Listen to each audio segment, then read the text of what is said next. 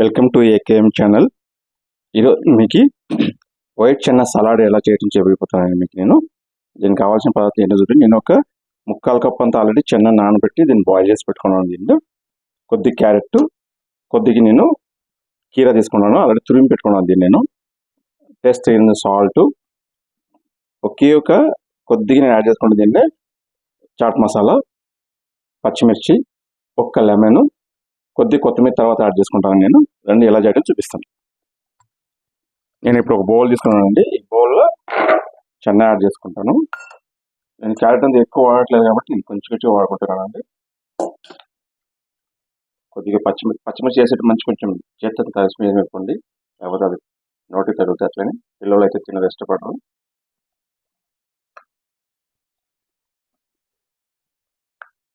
కొద్దిగా కీరా, మీరు ఎక్కువ తినాలనుకుంటే ఎక్కువ యాడ్ చేసుకోండి, పర్వాలేదు. ఒక చిటికెంత చాట్ మసాలా ఎక్కువ అవసరం దీనికి. టేస్ట్ అయినంత ఉప్పు, కొద్దిగా కొత్తిమీర. ఇప్పుడు లెమన్ హాఫ్ వేసుకుని ఎక్కువ పుల్లగా ఉంటుంది. నేను కొద్దిగా చూసి చేసుకుంటాను, హాఫ్ కూడా లేవు, ఒక 5-6 డ్రాప్స్ అయితే సరిపోతాయండి. దీన్ని మంచిగా మిక్స్ చేసుకోండి.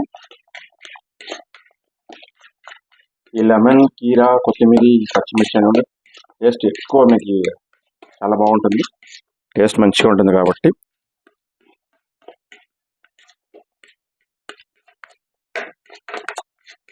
రెడీ అయిపోయిందండి, సర్వ్ చేసుకోవచ్చు. సో నేను ఇది రెడీ అయిపోయింది,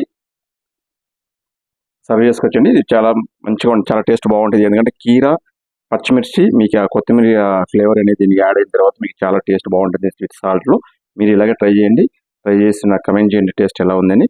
సో మా ఛానల్ సబ్స్క్రైబ్ చేయండి, లైక్ చేయండి, షేర్ చేయండి. బాయ్.